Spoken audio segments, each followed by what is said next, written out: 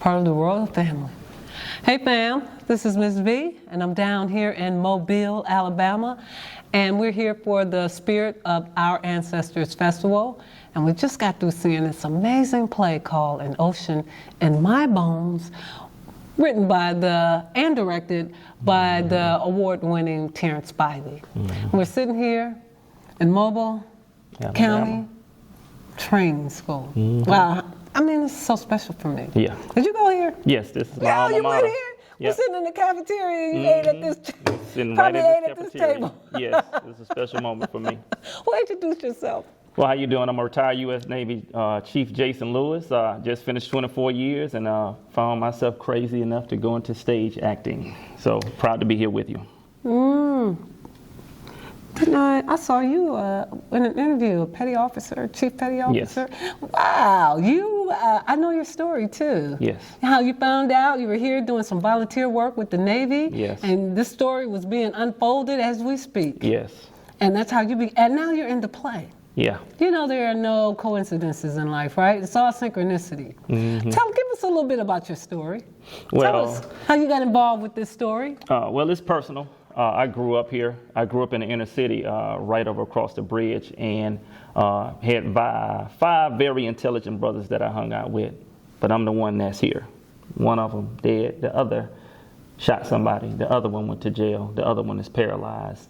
And it's beautiful that I can be here to make sure that who we were then, I can represent the fact that even though they're not here, they got somebody to voice their stuff for them. Yes, they do. And so I started a nonprofit and a business here, and I made it my business to make sure that our narrative stays at home where it's supposed to be. And you were in the service, right? The Navy? Yes, I did 24 years in the Navy. 24 years, and you came back home? Yep, came back home. I did not plan on coming back here and wasn't looking forward to coming back here because of the violence that I experienced growing up. But like you said, God had some divine things set up, and my wife, beautifully, she came to an agreement with me that we wasn't going to go where we were going and get caught up in a corporate job where we probably wouldn't have been satisfied anyway. And we're here doing something that we love doing. And you came back here and started working in the community. Yes. My grandmother was an entrepreneur here. So she was the candy lady in the community. Really? Yeah, so we thought it was normal to have the whole community at our house growing up. But she was an African woman. She had everything in the back of her house that you can name, and the grandchildren can go and get it half price or for free. But the neighborhood came there because it was a food desert growing up. By the time I grew up here, the crack epidemic and the war on drugs was happening to our neighborhoods. And so having grandmothers like that on my maternal and both paternal grandmother side, because the other one sold freezer cups in the neighborhood. So I had two entrepreneur grandmothers that makes it.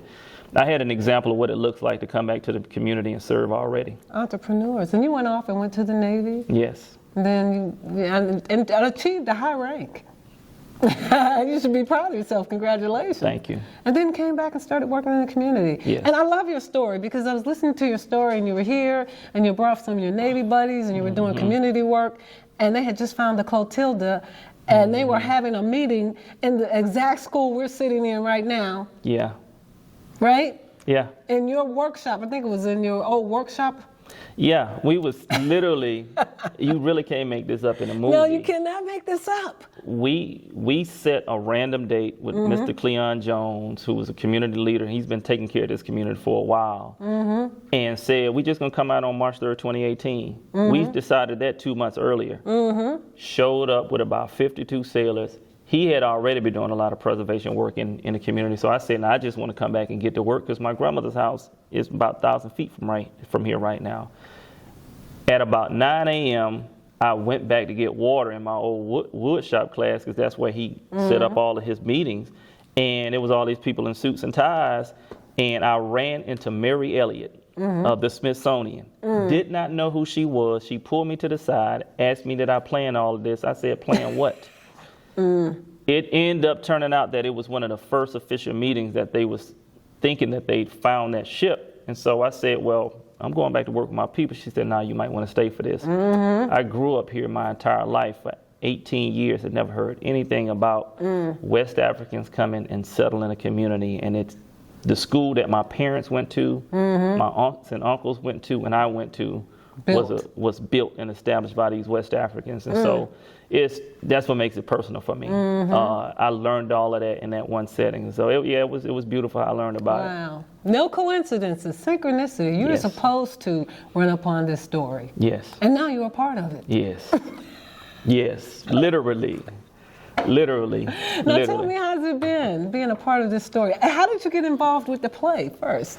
Well, my wife is the talented one. Well, All right. so you say. Yeah. Oh, yeah. She Seems played. like you got a lot of talent on that stage. Who does your wife play? She plays Zora Neale Hurston. Oh, So that she is play- your wife. Yeah. Oh, Karen. Yeah. Oh, beautiful. You got a beautiful wife too. And so that's how you got involved Through her, I was just bringing her to try out for it. I was just supposed to sit on the sideline, but she was in the middle of authoring a book. She was busy with our kids, and we were transitioning from Pensacola, Florida to here, and she just had a lot of stuff going on, so she never got a chance to really come and try out.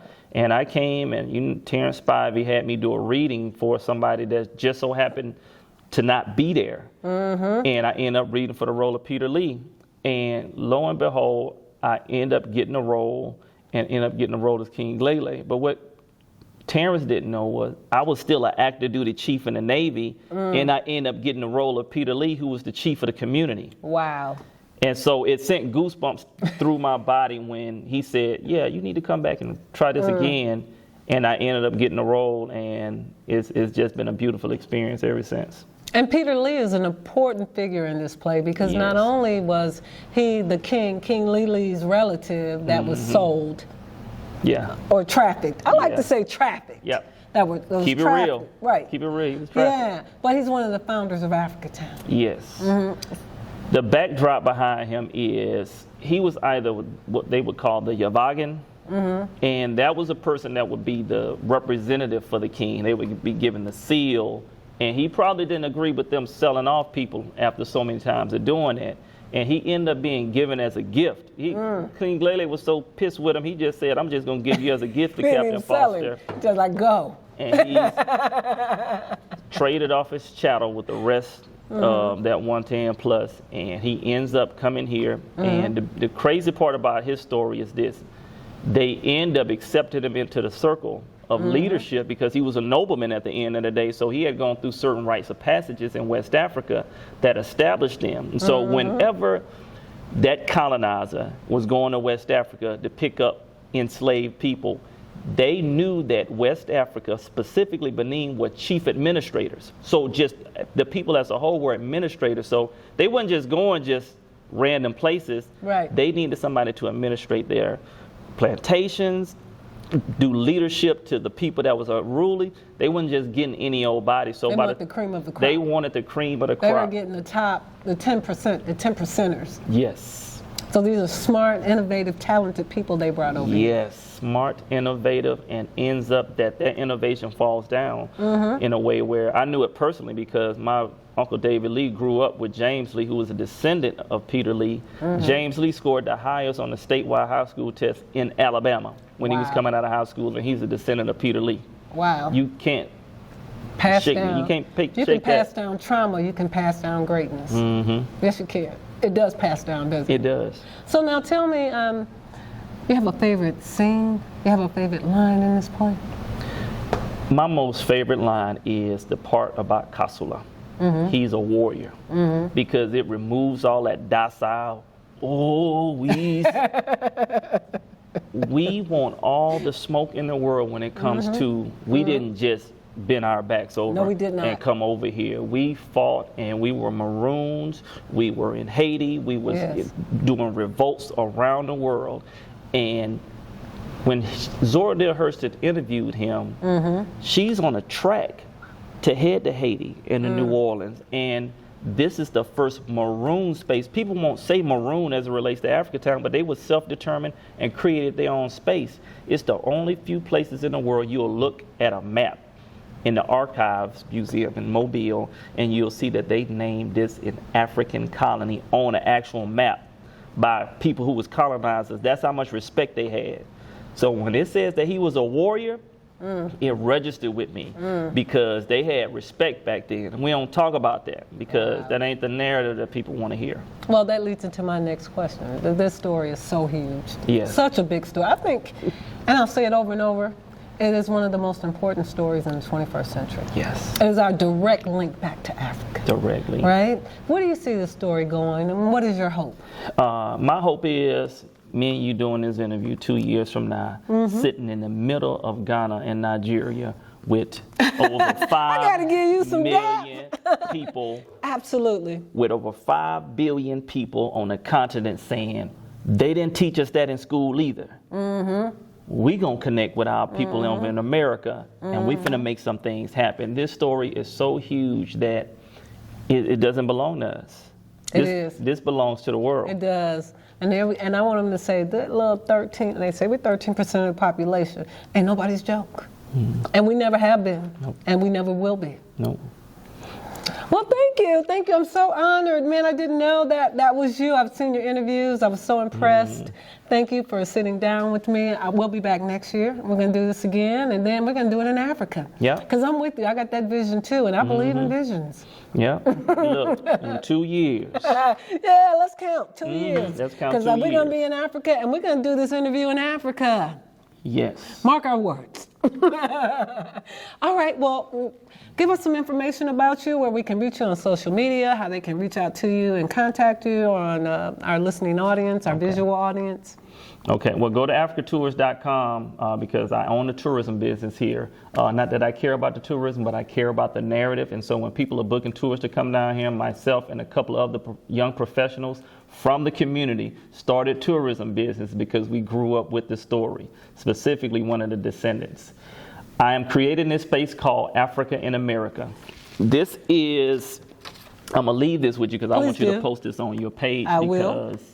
We're already receiving funding to get it started, but I want to give everybody an opportunity to be a part of what it looks like to self-determine and say, you want me to bring it closer? That's all right. I got that. I'll walk it with me. Down, back. Good. I want to know that people from within our circles gave to this, because everybody have skin in the game and ownership over it. I already have the Jamaican architect that built in Kingston, Jamaica, and built Emancipation Park. He did the design. Sit down. He did the design for what people would see on this. Okay. And so this isn't pie in the sky. It's already in motion. And so I want to make sure the world knows that, oh, we want to give to some of Africa Town. Give to us something that's self-determined, that is maroon-driven, and we already have some high-level people operating with getting this lifted off the ground. And so if everybody wanted to know what it looked like to see Africa in America, we see Chinatown. That's right. We need to see Africa Town. Absolutely. Now, you have any social media you want to shout out? Yes, just look me up on Facebook at Jason Lewis. And you'll see Chief after that because that carried over after my naval career. But look me up on Facebook, find me in Chief Lewis, or go to africatowntours.com. And we did a blog kind of tracking up to the play this year. Okay. Well, thank you, Chief Lewis, for your service. Thank you for, everything you've done for this project and being in here for a beautiful, beautiful acting job. Thank you. Portraying Peter Lewis, and we'll see you next year. Oh, that's good. All right. Thank you. Thank you. Now, give them a peace out. Peace out.